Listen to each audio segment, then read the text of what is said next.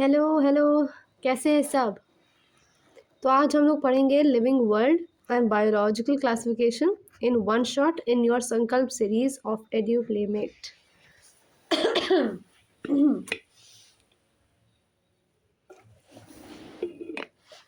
तो आज सभी लोग भाई थोड़ा सा रेडी होके बैठेंगे क्योंकि आज दो दो चैप्टर्स एक साथ ख़त्म होने वाले हैं। इंपॉर्टेंट चैप्टर्स हैं, बहुत सारे PYQs बनते हैं इससे, बहुत सारे PYQs हैं आपके इससे। सारे PYQs हम आपके अलग सेशन में कराएंगे and all of those will be held in संकल्प सीरीज ओनली। चिंता मत करिए, ठीक है। लेकिन आज अभी हम सब चैप्टर को बहुत ही डिटेल में living world and biological classification को वन शॉट में पूरा ख़त्म करेंगे। क्लियर? तो मैं चाहती हूँ सभी लोग अपनी कॉपी पेन अगर लेना है या तो अपनी NCERT, अपनी जो NCERT वो तो पक्का से खोल के बैठेंगे और जितना मैं साइड साइड में अगर लिखवाती रहूँगी तो लिखते रहेंगे, ठीक है। So shall we start living world and your biological classification. दोनों चैप्टर एक साथ होंगे इन वन शॉट, ठीक है। And yes of course Sankalp series में इन एड्यू प्लेमेट। यस, तो चलो शुरू करते हैं अपना first chapter that is living world. तो लेट्स सी, हमारा लिविंग वर्ल्ड है ये। तो ये देखिए कितना प्यारा सा सी हॉर्स बना हुआ है यहाँ पर। एनीवेज ये देखिए यहाँ पर आपका यूनिट 1 क्या है? It is diversity in the living world, जिसमें आपके 4 चैप्टर्स होंगे और आज हम 2 चैप्टर लेकर आए। नेक्स्ट में या तो ये दोनों चैप्टर या ये दोनों अलग अलग चैप्टर का वीडियो बन के आएगा, ठीक है। ये सब हमें नहीं पढ़ना है। हाँ, रही बात इसकी दिस वाला एरिया जो है, ये वाला जो एरिया है इसको हमें पढ़ना है, ये एरिया मुझे पढ़ना है। लेकिन ये एरिया कब पढ़ेंगे, मैं आपके लिए अलग सा एक वन शॉट वीडियो बना के लाऊंगी, एक अलग वन शॉट जिसमें आपके सारे के सारे क्या होंगे, सारे के सारे साइंटिस्ट होंगे, सारे के सारे साइंटिस्ट के नेम्स होंगे, ठीक है। ओके, ये क्या हो गया, इसको मुझे चेंज कर दिया मैंने, ठीक है। Now let's come to chapter 1 living world. मैंने आपको बता दिया हम लोग NCERT लाइन बाय लाइन करेंगे because all the MCQs 100% MCQs are asked from NCERT only। ठीक है, PYQ सेशन अलग होगा, ठीक है। Now living world, how wonderful is this living world, the wide range of living types is amazing. तो यहाँ पे सबसे पहली बात तो सिर्फ तारीफ करी गई है कि जो लिविंग वर्ल्ड ये एक्चुअली में बहुत सुंदर है ना। There are so many living types, the extraordinary habitats in which we find living organisms, be it cold mountains, deciduous forests, oceans, freshwater lakes, deserts, or hot springs, leave us speechless. The beauty of a galloping horse, the migrating birds, the valley of flowers, shark evokes, ठीक है। ये सब क्या बताने की कोशिश करेगी, आप चाहो तो सब अच्छे से पढ़ सकते हो, मज़ा आएगी आपको पढ़ने में, बट इससे ज़्यादा टाइम इसलिए नहीं देंगे बिकॉज यहाँ पे सिर्फ आपको क्या क्या बताया गया है कि नेचर में कौन कौन पाया जाता है, और नेचर में जो जो पाया जाता है इट इज़ सो ब्यूटिफुल। चाहे वो आपके हॉर्स हो, चाहे आपकी बर्ड्स हो, चाहे आपकी फ्लावर्स हो, चाहे इवन द शार्क हो वो भी बहुत ज़्यादा सुंदर है, ठीक है। The ecological conflict and cooperation among members of population और अमंग पॉपुलेशन, ठीक है। व्हाट इंडीड इज़ लाइफ, एक सवाल पूछा गया है इसमें एंड इसके 2 क्वेश्चंस होते हैं। एक होता है फिलोसफिकल सवाल, है ना। सेकेंड एक होता है फिलोसफिकल सवाल and it seeks to answer what is the purpose of life. What is life में आप पर्पस ऑफ लाइफ में ज़्यादा आओगे, है ना।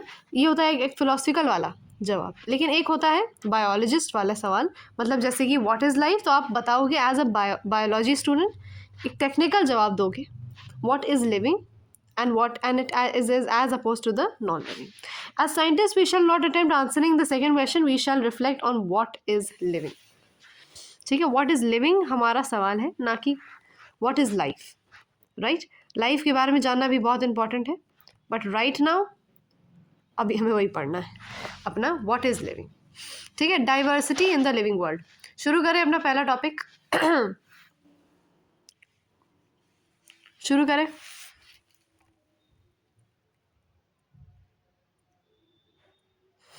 ठीक है।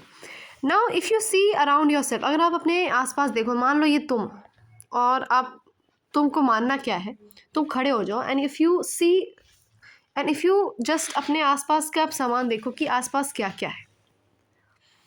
आसपास के अगर आप लिविंग ऑर्गेनिजम्स पे ध्यान दो चाहे वो आपका प्लांट हो, चाहे वो आपके इंसेक्ट हो, चाहे वो आपके बर्ड हो, चाहे आपके पेट हो, चाहे कोई भी एनिमल या कोई भी प्लांट हो, XYZ, है ना।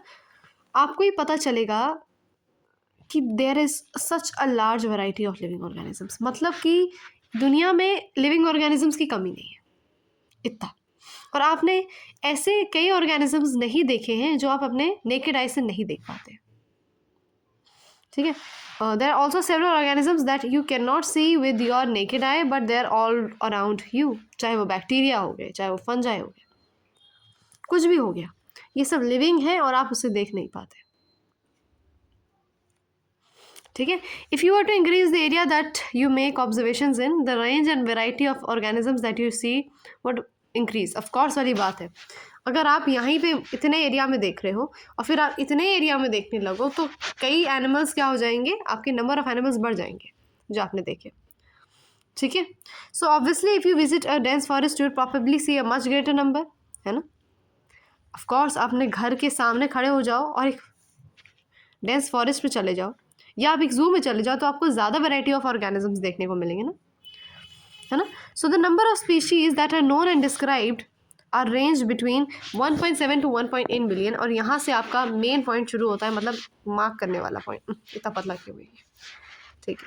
The number of species that are known, तो इसे ले लेते हैं, सॉरी, हाँ, तो ये 1.7 to 1.8 million. The number of species that are known and described are ranged between the 1.7 to 1.8 million. ठीक है।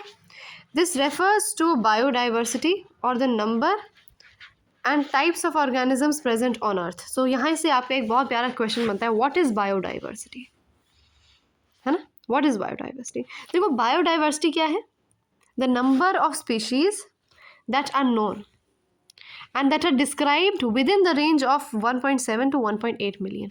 तो भाई पहली बात तो ये दिखाओ, ये बताना है तुमको कि बायोडाइवर्सिटी जो है वो कितनी है, ये क्वेश्चन आएगा कि बायोडाइवर्सिटी जो है वो है कितनी, तो आपको ये नंबर याद होना चाहिए that it is 1.7 to 1.8 million के बीच में इसका रेंज आता है, ठीक है।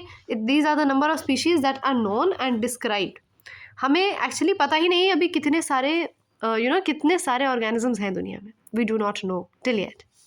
तो जितने भी अभी हमने जाना है वो इतने 1.7 to 1.8 मिलियन, और इसको हम बायोडाइवर्सिटी कहते हैं। डाइवर्सिटी मतलब पता है, कोई भी चीज़ बहुत ही ज़्यादा डाइवर्स होना, कोई भी चीज़ बहुत ही ज़्यादा फैली हुई होना, और बायोडाइवर्सिटी मतलब ऑर्गेनिजम्स का फैला हुआ होना, मतलब ढेर सारे ऑर्गेनिजम्स का होना, ठीक है, clear.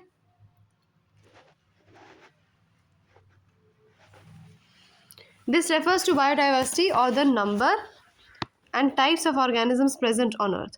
We should remember here that as we explore new areas and even old ones, new organisms are continuously being identified. Of course वाली बात है यार कि मान लो मानना क्या है, हमें ये याद रखना पड़ेगा that when we are exploring new areas, अब यार हम मान लो कोई फॉरेस्ट है यहाँ पर और हम इधर रहते हैं, हमारा ये सिटी है और इधर क्या है, इधर आपका फॉरेस्ट है। तो अब सिटी में आपने बहुत सारे ऑर्गेनिजम्स के बारे में जाना, बट लेट्स अज्यूम आप इस सिटी से ट्रैवल करके इधर आते हो इस फॉरेस्ट में, तो इस फॉरेस्ट में जितने होंगे, है ना, as we explore new areas, हमने उस फॉरेस्ट को एक्सप्लोर किया और हमें चाहे वो न्यू एरिया हो चाहे वो ओल्ड हो, चाहे वो फॉरेस्ट 500 साल पुराना हो चाहे अभी बना हुआ हो, new organisms are continuously being identified. मतलब कोई सीमा नहीं है, बहुत सारे ऑर्गेनिजम्स हैं दुनिया में और हमें पता ही नहीं बहुत कितने सारे ऑर्गेनिजम्स हैं। वी एक्चुअली में we do not know the actual number, हमें एक्चुअल नंबर नहीं पता दुनिया में कितने ऑर्गेनिजम्स हैं। तो अभी इतने पूरे इसमें जो मैंने सबसे ज़्यादा इंपॉर्टेंट है वो मैंने आपको बता दिया। The number of species that are known and described are range between 1.7 to 1.8 million and this refers to as biodiversity और the number and types of organisms present on earth. तो पूछा जाए what is biodiversity, it is the number and the types of organisms present on earth, ठीक है। Now as stated earlier, there are millions of plants and animals in the world. We know the plants and animals in our own area by their local names. Of course, हम अपने area में plants and animals को local name से जानते हैं। Ma'am ऐसा कब होता है? भाई मान लो एक मैंगो का पेड़ है तो आप क्या बोलो, आम का पेड़ है, आम का पेड़ है या मैंगो का पेड़ है, सिंपल। है ना। मान लो कोई सामने टाइगर है तो आप क्या बोलोगे, वो टाइगर है ना, ज़्यादा सोचे समझे बिना वो टाइगर है ना। सामने आलू रखी हुई है ना, आलू रखी हुई तो आप उसको क्या बोलोगे, पोटैटो रखा हुआ है या आलू रखी हुई है, जो भी बोलोगे क्या बोलोगे, अपने लोकल नेम में बोलोगे ना, ऑफ कोर्स। अब ये local name would vary from place to place even within a country. देखो इंडिया में ढेर सारे स्टेट्स हैं, 28 स्टेट्स, ठीक है। इंडिया में 28 स्टेट्स हैं, 2800 स्टेट्स, जितने भी स्टेट हैं आपके भारत में, उनका अलग अलग वे होता है अलग अलग चीज़ों को बोलने का। आई डोंट नो, मतलब मेरी नॉलेज इतनी डाइवर्स है नहीं इस मामले में, लेकिन in Bihar we say something else to some other organism, और आप यूपी में यूपी बोले या लखनऊ में आपके दूसरा नाम होगा उसी सेम ऑर्गेनिजम्स के लिए, वहीं पंजाब में दूसरा नाम होगा और वहीं तमिलनाडु में ऑफ कोर्स अलग नाम होगा। सो यू आर सीइंग कि लोकल नाम जो है बहुत ही ज़्यादा कन्फ्यूजिंग है। Probably you would recognize the confusion that would be created if we did not find ways and means to talk to each other, to refer to organisms we are talking about. बिल्कुल सही। अब खुद बताओ कि अगर ये जो आपके कॉमन नेम्स हैं, मान लीजिए आप तमिलनाडु चले जाते हो और आपको क्या कहते हैं, अगर आप तमिलनाडु चले जाते हो और आप कोई ऑर्गेनिज्म का नाम पता करना चाहते हो तो आप कैसे कर पाओगे, वहाँ अलग बोल रहे हैं, वहाँ अलग ही लोकल नेम्स हैं, हमारे यहाँ अलग लोकल नेम्स हैं, है ना। तो उसके लिए आया the naming of living organism, जिसे हम नॉमेनक्लेचर बोलते हैं। मैम नॉमेनक्लेचर यहाँ भी आ गया, पहले केमिस्ट्री तक था अब तो यहाँ भी आ गया। हाँ देखो nomenclature is very easy, just you have to pay attention, ठीक है। Hence, there is a need to standardize the naming of living organisms such that a particular organism is known by the same name all over the world, and this process is called nomenclature. ठीक है, a particular organism is known by the same name all over the world, and the process is called nomenclature. क्या मैं colour change कर लूँ, ठीक है। ओ वापस कुछ ओके समझ में आ गया, ठीक है। ये रहा, a particular organism is known by the same name all over the world. Naming of living organisms, इसे भी मार्क कर लो।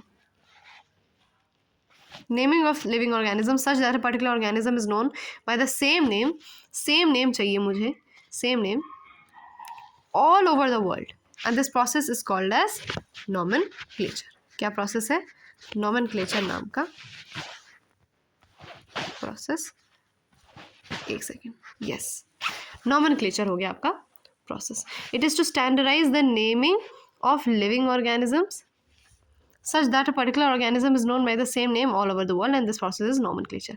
Nomenclature क्या होता है, nothing, it is just the naming of living organisms, ताकि दुनिया भर में जहाँ भी आप जाओ, दुनिया भर में जहाँ भी आप जाओ एक ही नाम से उस ऑर्गेनिज्म का नाम लिया जाए, ठीक है।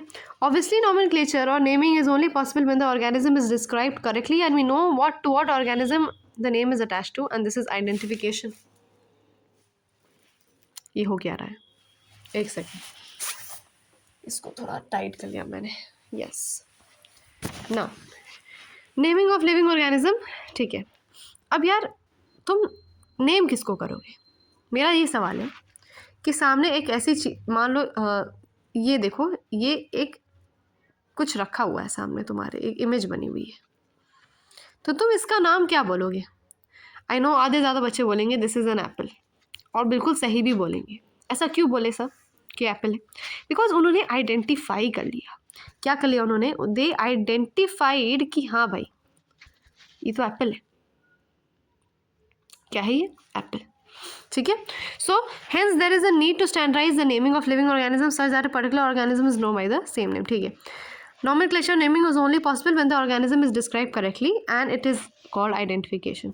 In order to facilitate the study, number of scientists, we have established procedures to assign a scientific name to each known organism. This is acceptable to biologists all over the world. For plants, scientific names are based on the agreed principles and criteria which are provided in the International Code for Botanical Nomenclature, ICBN. Very very very very important. ICBN जो है वो क्या बताएगा, थोड़ा colour change कर लो, ठीक है। For plants scientific names are based on agreed principles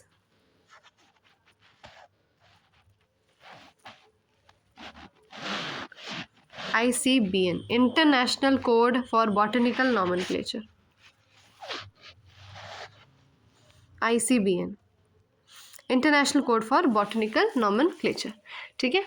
Now for plants, scientific names are based on agreed principles and criteria which are provided in the International Code for Botanical Nomenclature. ICBN जो है इसका पूरा आपको full form आना चाहिए और ये बताना होगा आपको कि नॉमेनक्लेचर ऑफ प्लांट्स कहाँ होते हैं, ICBN में होते हैं, international code for botanical nomenclature. ना यू में आस्क एनिमल्स के लिए क्या है, ऑफकोर्स एनिमल्स के लिए हमारे पास एक और है जिसको हमने international code of zoological nomenclature बोल दिया है, ICZN, international code for zoological nomenclature. जो सबसे ज़्यादा इंपॉर्टेंट है सब कुछ मैं मार्क करवाती जा रही हूँ, you have to mark it with me. ठीक है. Okay, international code for zoological nomenclature.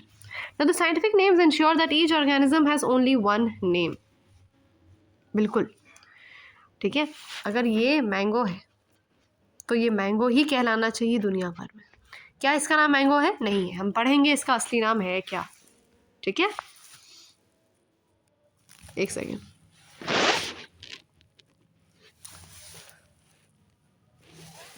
Okay. Now the scientific names ensure that each organism has only one name. Description of any organism should be enabled the person. Tick. They also ensure that such a name has not been used for any other known organism. ठीक है.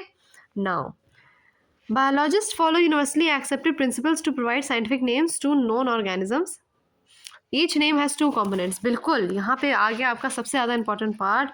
Each name, मैं क्यों ही 2 colour से कर रही हूँ बार बार. Let's have some more colors.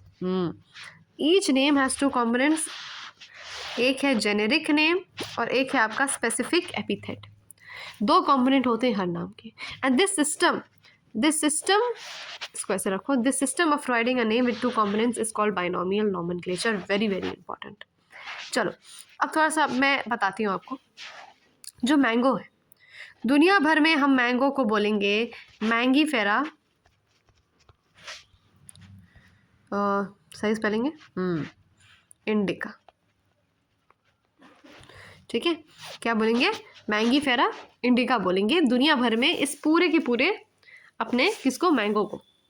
मतलब हम जाएं अगर जापान में और बोलूँ मैं मैंगीफेरा इंडिका, ऐसा इसका मतलब ये नहीं कि आप ये बोलोगे तो उनको समझ में आएगा. इट मीन्स दैट दुनिया भर में ये नाम वैलिड है. ठीक है. मैंगो भारत के हर एक कोने में आप जाओ तो सबको मैंगो नहीं समझ में आएगा. जापान के हर एक कोने में जाओ तो मैंगो नहीं समझ में आएगा. लेकिन सबको मैंगीफेरा इंडिका समझ में आएगा? नहीं आएगा. लेकिन ये वर्ड पूरे वर्ल्ड में क्या किया गया है? इट इज़ अप्रूव्ड कि यस ये वर्ड किसके लिए है? मैंगो के लिए दुनिया भर में. अच्छा, अब मैंगीफेरा इंडिका में देखो आपके पास 2 कंपोनेंट्स हैं. एक है मैंगीफेरा और एक है इंडिका. दिख रहा है कि नहीं दिख रहा है ना? दिख रहा है. तो मैंगीफेरा जो है, एक सेकेंड इस तरफ कर लिया मैंने. हाँ, मैंगीफेरा इंडिका में जो आपका जो मैंगीफेरा है, this part is the genus और द जीन्स, और ये पार्ट क्या है? It is the species. ये चीज़ आपको पता होनी चाहिए. और इस पूरे सिस्टम को हम बोलते हैं, एक वर्ड देते हैं which is nothing different but the binomial nomenclature.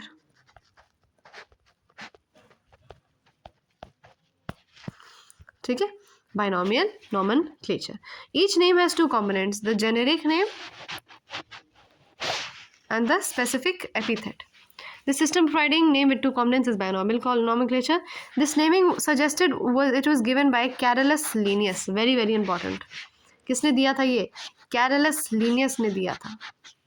किसने दिया था? Carolus Linnaeus ने आपका ये binomial nomenclature का ये नाम दिया था. And it is being practiced by biologists all over the world. This naming system, it uses a 2-word format and it was found convenient. देखो यहाँ पे भी मैंगो का ही एग्जाम्पल दिया गया. Let us take the example of mango to understand the way of providing scientific names better. Mango का scientific name है Mangifera indica. Let us see how a binomial name. Okay, let us see how it is a binomial name. देखो Mangifera मैंने बोला it represents the genus, while indica क्या है? Species को represent कर रहा है. बिल्कुल यही बताया मैंने कि देखो आपका जो मैंगीफेरा है वो जीनस को रिप्रेजेंट कर रहा है और इंडिका किसको रिप्रेजेंट कर रहा है? स्पीशीज़ को. और ये देखो 2 वर्ड्स हैं इसमें, एक है मैंगीफेरा एक है इंडिका. एंड इस टाइप के नॉमेनक्लेचर को हम बोलते हैं बाइनोमियल नॉमेनक्लेचर. ठीक है। Other universal rules of nomenclature are as follows. शुरू करें। देखो, हमें रूल्स पता होने चाहिए नॉमेनक्लेचर के। ऐसा क्वेश्चन आ सकता है नीट में कि भाई बता दिया विच amongst the following is not a rule of binomial nomenclature. समझ रहे हैं? तो पहले इसको समझते हैं। Other universal rules of nomenclature are as follows. Biological names are generally in Latin and are written in italics. Very, very important. पहली बात तो ये होते किस में है? ये होते ही लैटिन है। और ये रिटन किस में होते हैं? इटैलिक्स में। अगर आप देखो अपनी किताब में, ये देखो इटैलिक्स में ही लिखा हुआ है, दिख रहा है? इटैलिक्स में ही लिखा हुआ है मैंगीफेरा इंडिका। मैम हम लोग इटैलिक्स में कैसे लिख देंगे? हम लोग को इटैलिक्स में नहीं लिखना है। अगर आप इटैलिक्स में नहीं लिखते हो तो आपको नीचे क्या करना होता है? अंडरलाइन करना होता है। ठीक है, अभी देखते हैं। The first word in a biological name represents the genus. The first word in the biological name represents the genus, while the second component denotes the specific epithet or the species. ठीक है, specific epithet भी बोलते हैं species को। Both the words in a biological name, when handwritten, are separately underlined or printed in italics to indicate their Latin origin. ये देख रहे हो, मैंने separately दोनों को क्या किया है? अंडरलाइन किया है, separately। पता चला ये कर दिया किसी ने, ये नहीं करना है, सेपरेटली अंडरलाइन करना है। समझ रहे हो? सेपरेटली, और एक ही बार, डबलिंग नहीं करनी है लाइंस में। The first word denoting the genus starts with a capital letter and the second specific epithet it small starts with a small letter. ठीक है, मैंगीफेरा इंडिका के एग्जाम्पल से आपको दिख रहा होगा। क्लियर? ठीक है, एक पेज में बहुत सारी इंपॉर्टेंट चीज़ें थी, इसलिए मैंने इसमें थोड़ा टाइम लिया। चलिए अब इसको फटाफट से इस वाले पार्ट को हम लोग ख़त्म कर देते हैं।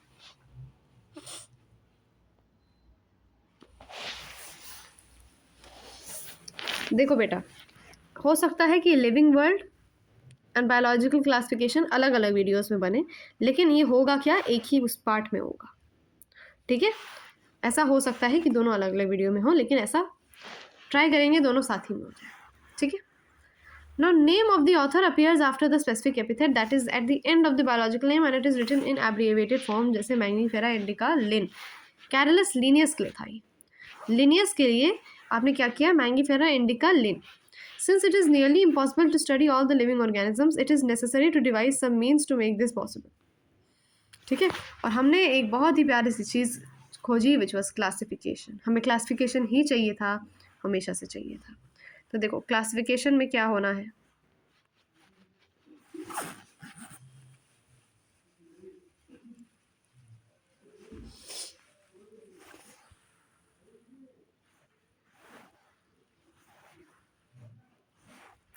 ये देखो मैंने अंडरलाइन भी कर दिया।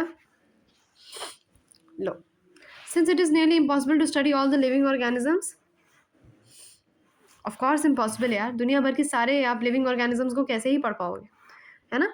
सो it is necessary to devise some means to make this possible and this process is called as classification.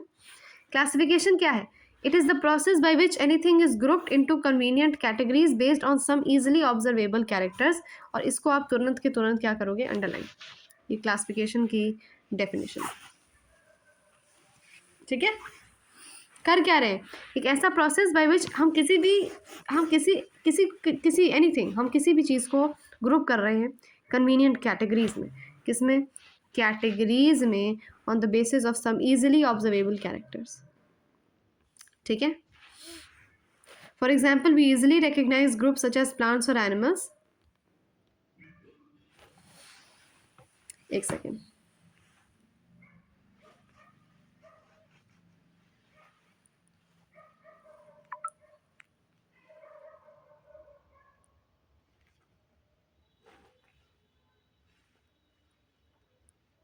okay, so we easily recognize groups such as plants or animals or dogs or cats or insects. The moment we use any of these terms, we associate certain characters in the organism. What image do you see when you think of a dog? जब dog के बारे में मैंने बोला when I से the word dog, आपके दिमाग में कुछ ही चीज़ें आती हैं। हमको डॉग्स दिखने लगते हैं और कैट्स थोड़ी ना दिखते हैं ना। If you were to think of Alsatians, we know what we are talking about. अब ये देखो अल्सैटियंस एक वर्ड यहाँ पे दिया हुआ है, ये रहा अल्सैटियंस। देखो मतलब कुछ नहीं है इसका, it is just a German breed of dog. What is this? This is a German breed of dog. ठीक है, चाहो तो अपने फोटो देख सकते हो अल्सैटियंस की। ठीक है, now similarly suppose we were talking about mammals, you would of course think of animals with external ears and body hair, है ना। प्लांट्स के बारे में बात करें, मान लो आप वीट के बारे में बात कर रहे हैं, है ना। वीट के प्लांट्स के आपके दिमाग में फोटो आएगी, ना कि राइस के प्लांट्स की, है ना। चाहे वो डॉग हो गए, कैट हो गए, मैमल हो गए, वीट हो गए, राइस हो गए, प्लांट्स हो गए, सब हो गए। These are convenient categories we are using to study these organisms and the scientific term for categories is taxa. Taxa को हम scientific word में क्या बोलते हैं? सॉरी, कैटेगरीज को हम साइंटिफिक वर्ड में क्या बोलते हैं? हम टैक्सा बोलते हैं। What is taxa? Taxa is the scientific term for categories. ठीक है, और हम जब क्लासिफिकेशन कर रहे हैं, सॉरी कैटेगरीज में डिवाइड कर रहे हैं, उसी को हम क्या बोलते हैं? टैक्सोनॉमी बोलते हैं, क्योंकि हम टैक्सा में क्लासीफाई कर रहे हैं। Now here you must recognize that taxa can indicate categories at very different levels. Plants जो है वो भी टैक्सा बना रहे हैं, वीट भी जो है वो भी टैक्सा बना रहे हैं। तो अलग अलग चीज़ अलग अलग लेवल पे टैक्सा हो सकती है ना। मान लो मैंने बोला मैमल्स जो हैं वो अपने में ही टैक्सा है, अपने में ही एक कैटेगरी है ना। मैमल्स के अंदर आपके डॉग्स आते हैं, डॉग्स भी अपने ही अंदर क्या है? डॉग्स भी अपने ही अंदर एक टैक्सा है, उसके अंदर भी ढेर सारे डॉग्स हैं, बहुत सारी ब्रीड्स हैं, जिसमें हम बोलें भाई लैब्राडोर है ना, जर्मन शेफर्ड है, और क्या गोल्डन रिट्रीवियर है। अलग अलग तरह के डॉग्स हैं। लैब्राडोर में भी कोई काला है तो कोई सफ़ेद है। तो हर एक चीज़, हर एक एनिमल, हर एक ऑर्गेनिज्म अपने अपने अपने एरिया में क्या है? एक टैक्सा है, एक कैटेगरी। समझ रहे? चलो आगे बढ़ते हैं। Now hence based on characteristics all living organisms can be classified into different taxa, and this process of classification is called as taxonomy.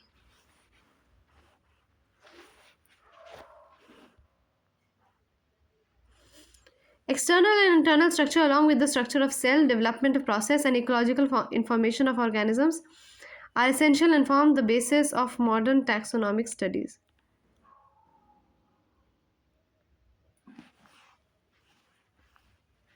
ठीक है, तो आपके जो एक्सटर्नल, आपका जो इंटरनल स्ट्रक्चर है, जो सेल का स्ट्रक्चर है, जो डेवलपमेंट का प्रोसेस है, जो इकोलॉजिकल फॉर्मेशन है, ये सब क्या है? आपके टैक्सोनॉमिक स्टडीज़ में काम आते हैं। भाई आपके जितने मैमल हैं they are very very different from reptiles, ये आपको पता है ना। ये सब हमने पता करा तो हमने इसको एक अलग टैक्सा बना दिया, इसको एक अलग टैक्सा बना दिया। समझ रहे हो? Hence characterization, identification, classification and nomenclature are the processes that are basic to taxonomy. ठीक है, ओके ओके।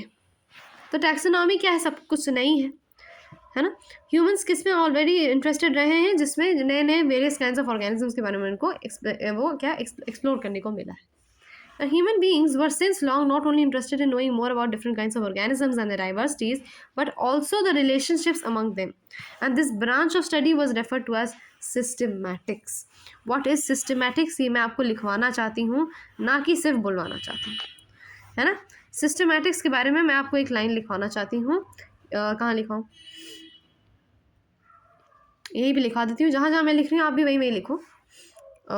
एक सेकेंड, ब्लैक से लिख लूँ क्या? ओके, इसी से लिखते हैं। What is systematics? पहले तो आपका ये सवाल बन गया, व्हाट इज सिस्टमैटिक्स? इसको आप लिखेंगे मेरे साथ। What is systematics? Systematics is the study, it is the study of relationship, को RS लिख दे रही हूँ। It is the study of relationship among organisms, it is the study of relationship among organisms and their diversities.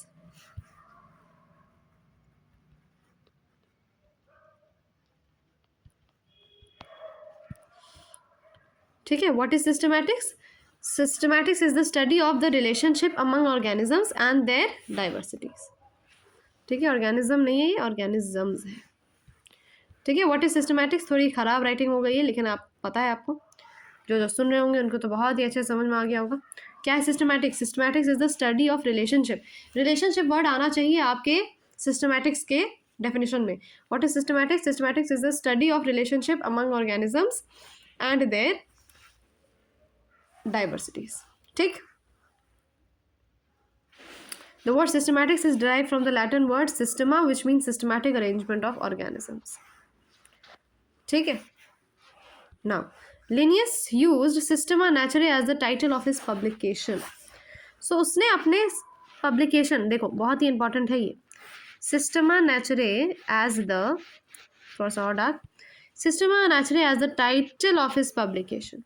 समझ रहे हो? अपने publication का title Linnaeus ने, Carolus Linnaeus ने सिस्टमा नेचुरे रखा, और ये मैं चाहती हूँ कि आप ये तुरंत के तुरंत याद करो, Systema Naturae as the title of his publication. ठीक है, एक सेकेंड।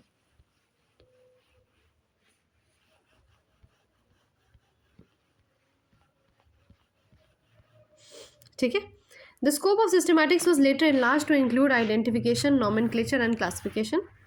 ओके, अब टैक्सोनॉमिक कैटेगरीज पे आते हैं। शुरू करें टैक्सोनॉमिक कैटेगरीज। देखा कितने फास्ट हो रहा है आपका पूरा चैप्टर, बहुत ही अच्छे से पूरा रिवाइज करवा दे रहे हैं। ठीक है। In part 2 we will be doing biological classification for sure, पूरा। ठीक है, बहुत अच्छे से करेंगे पार्ट 2, क्योंकि बेटा part 2 is much more typical and difficult ना, वो ज़्यादा डिफिकल्ट है।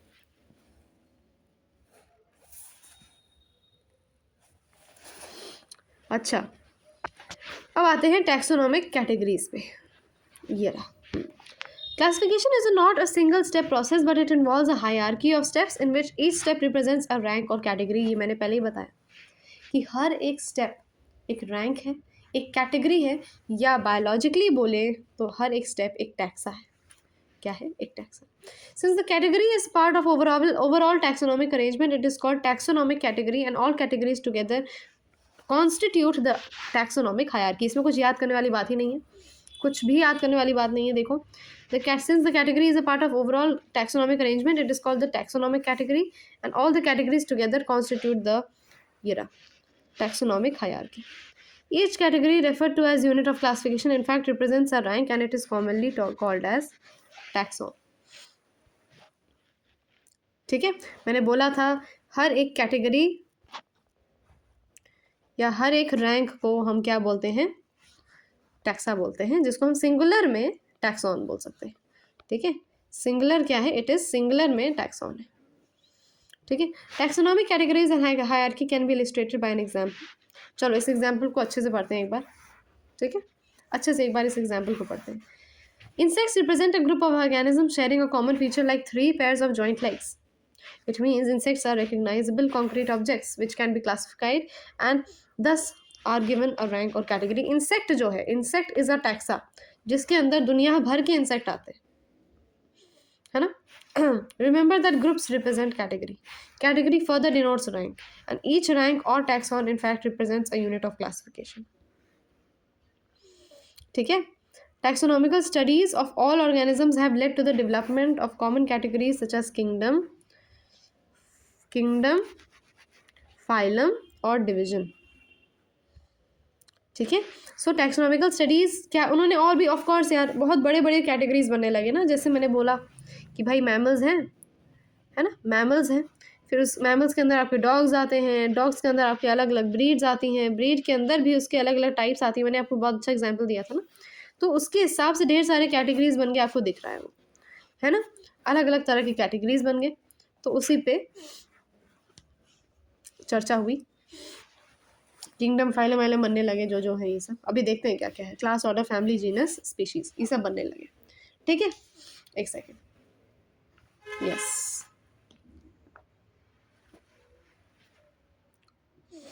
Okay. All organisms, including those in plants and animal kingdoms, have special species as the lowest category. Now the question you may ask is how to place an organism in various categories. उसके लिए हम देखेंगे भाई क्या क्या करना है। देखो, सबसे पहली है आपकी स्पीशीज़। देखो हम लोग नीचे से शुरू कर रहे हैं। ये देखो, ये जो चीज़ है, किंगडम, फाइलम और division, class, order, family, genus, species, इसको हमें समझना है अच्छे से। पहले ही देखो, इसको मैं याद करवा दूँ पहले। इसको मैं याद इधर कराऊँ कहीं और? चलो इसको मैं आपके नोट्स में याद करवा देती हूँ। तो ये आपके नोट्स हैं। हाँ, यहाँ पे देखो मैं आपको एक चीज़ लिखवा के बताती हूँ। ऑर्डर कुछ इस प्रकार है। स्पीशीज, यार इसको थोड़ा सा जूम आउट कर लें। Species, genus, family, order, class, phylum. अब इसको मैं याद करने का तरीका बता रही हूँ। किंगडम, और किंगडम से भी पहले आता है आपका डोमेन। ठीक है,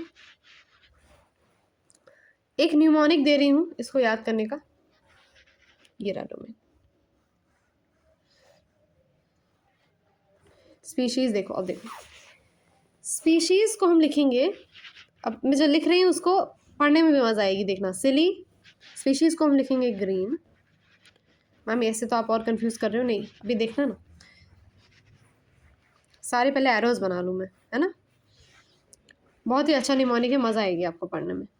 ठीक है, सिली हो गया, ग्रीन हो गया। फैमिली में देखो फ्रॉग्स आएगा।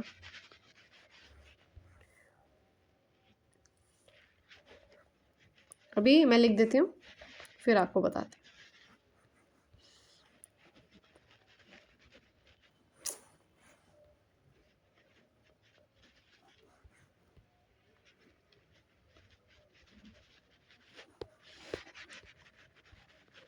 मम्मी क्या ही लिख दिया आपने, देखो ये, इसको पढ़ने में भी मज़ा आएगी और आपको भी याद करने में तो और ही मज़ा आएगी।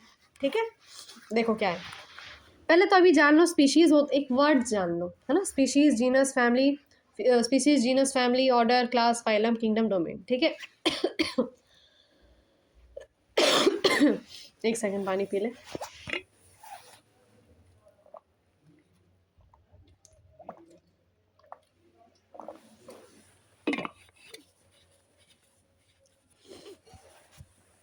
ओके, नाउ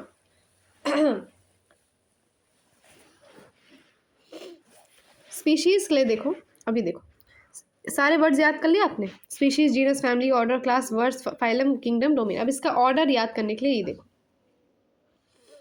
सिली green frogs only catch pretty kittens daily. इस निमोनिक को याद कर लो, मजा आ जाएगा। Silly green frogs only catch pretty kittens daily. Silly green frogs only catch pretty kittens daily. ठीक है, silly green frogs only catch pretty kittens daily. Silly green frogs only catch pretty kittens daily. Silly green frogs only catch pretty kittens daily. Silly green frogs only catch pretty kittens daily. ठीक है, याद हो गया? याद नहीं हो रहा कोई बात नहीं, इसकी स्क्रीनशॉट ले लो, इसका स्क्रीनशॉट ले लो, बहुत ही अच्छा है, बहुत ही मज़ेदार चीज़। ठीक है, स्क्रीनशॉट ले लिया, आप चलो इसको पढ़ने वापस। कहाँ गया कहाँ गया कहाँ गया? ओके, ये रहा। अब आते हैं, याद हो गया? Silly green frogs only catch pretty kittens daily. Okay, अब लेते चलो शुरू, सॉरी स्पीशीज से शुरू है। Now, taxonomic studies consider a group of individual organisms with fundamental similarities as species. One should be able to distinguish one species from the other closely related to the, ठीक है। Now let us consider Mangifera indica। मैंने बताया Mangifera indica क्या होता है, mango होता है। Solanum tuberosum that is potato and Panthera leo that is lion। तीनों नाम आपके एनसीईआरटी में दिए हुए हैं और आपको तीनों के तीनों नाम पता होने चाहिए।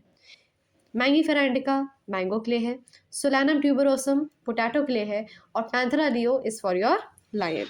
Now all these three names, indica देखो, indica second part, Solanum, tuberosum और लियो, ये जो तीन मैंने सर्कल किए हैं, all the three names indica, tuberosum and leo, these represent the specific epithets या द स्पीशीज। देखो स्पीशीज को हम क्या और लिख सकते हैं, स्पेसिफिक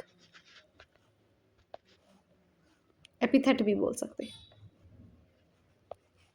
क्या बोल सकते हैं, स्पेसिफिक एपिथेट भी बोल सकते हैं। ठीक है।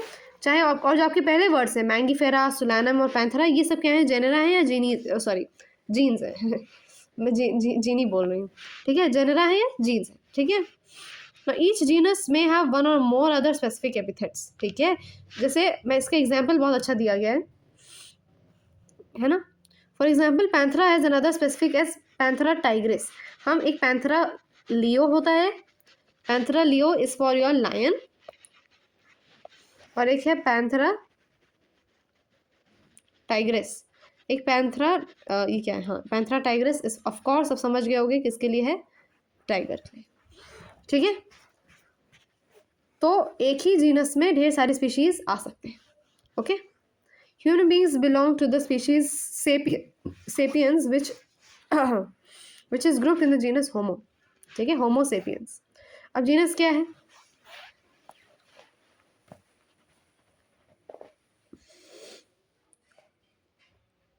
अच्छा जीन्स क्या होते हैं, genes are the functional segments of DNA carrying hereditary information from parent to offspring. ये बस एक छोटी सी वो डेफिनेशन बताई मैंने, ज़रूरत नहीं है, बस इतना जानो। Genus comprises a group related to the species which has more characteristics in common, है ना। जैसे सोलानम, लायन, लेपर्ड, ये टाइगर, ये सब क्या है, डिफरेंट फीचर्स हैं, लेकिन जीन्स किस में है, पैंथेरा जीन्स में ही है, ठीक है। अब फैमिली आए शुरू करें फैमिली, चलो। A family has a group of related genera with less number of similarities as compared to genus or species. बस इतना याद रखना है, ये शुरू की जो 2 लाइन है बस इतना ही। Among plants for example there are different genera, जैसे सोलानम हो गया, पेट्यूनिया हो गया, दतूरा हो गया, ये सब एक ही फैमिली में है, फैमिली सोलेंसेई, ठीक है। फेलिस जो है फैमिली फेलिडे में है ना। कैनेडे क्या है, डॉग्स की वो है, कैनेडे क्या है, डॉग फैमिली, लिख दो, कंफ्यूज नहीं होना है। क्या कैनेडे क्या है, it is the dog family, ठीक है। कैनेडे क्या है, डॉग फैमिली। ऑर्डर क्या है, species, genus, families, these are based on the similar categories, ठीक है, ओके। प्लांट फैमिलीज लाइक ये इसका नाम देखो, कॉन्वोल्वा, देखो Convolvulaceae, Solenceae are included in the order Polymonales based on the floral characters. Class में आओ, this category includes the related orders, जैसे आपके order Primata है, इसमें सारे monkeys, gorilla and gibbon, ठीक है। क्लास कार्निवोरा, टाइगर, ये सब है। अब फाइलम देखो, classes comprising animals like fishes, amphibians, reptiles, birds along with mammals constitute the next higher category called the phylum. Now all these based on common features like the presence of notochord and dorsal hollow neural system are included in the phylum Chordata. अब ये सब हम लोग सब biological classification में पढ़ेंगे, इसलिए मैं ज़्यादा डिटेल में नहीं जा रही, ठीक है। आपका जो बायोलॉजिकल क्लासिफिकेशन है इट इज़ योर पार्ट 2 में बनेगा आपका biological classification, and these are included in phylum Chordata in case of plants, ठीक है। तो वही मैं कह रही हूँ, नोटोकॉर्ड अभी सब उसमें बताऊंगी मैं, नोटोकॉर्ड क्या होता है। नोटोकॉर्ड एक्चुअली आपका स्पाइनल कॉर्ड जैसा होता है, स्पाइनल कॉर्ड नहीं होता है, उसके जैसा होता है, ठीक है। नाउ किंगडम पे आओ, एक सेकेंड, हाँ किंगडम पे आओ। All animals belong to various phyla, है ना, और सबसे बड़ा आपको दिया गया है किंगडम। एक किंगडम क्या होती है, सबसे बड़ी पोस्ट दी जाती है ना, okay. And it comprises all the plants from various divisions, ठीक है। नाउ तो यहाँ पे तो कुछ है नहीं, ये देखो ये जो टेबल है इसको आपको याद करनी है, we will learn this table by heart. इस टेबल को अपने बहुत ही करीब रखो, देखो बहुत आसान भी है। मैन, होमो सेपियंस है इसका बायोलॉजिकल नाम, पता है हमको। जीनस क्या है, पहला नाम हमेशा जीनस होता है, दूसरा नाम हमेशा क्या होता है, स्पेसिफिक एपिथेट होता है। फैमिली क्या है, याद करना है। ऑर्डर क्या है, प्राइमेटा, याद हो गया आपको। क्लास मैमेलिया, याद है। फाइलम या डिवीजन क्या है, कॉर्डेटा, है ना। इसका आपको स्पीशीज पूछी जाए तो आप बता सकते हैं, ठीक है ना। House fly, Musca domestica, mango is Mangifera indica and wheat is Triticum aestivum. देखो 4 नाम दिए हैं बायोलॉजिकल, आपको चारों नाम याद होने चाहिए, ठीक है। जिनके पास ये नहीं चीज़ है एनसीईआरटी और एनसीईआरटी नहीं, तो आप इसके स्क्रीनशॉट ले सकते हैं, ठीक है। तो इस तरीके से हम लोग ने अपना पूरा का पूरा बायोलॉजिकल क्लासिफिकेशन ख़त्म कर लिया। अच्छा, रही बात आपके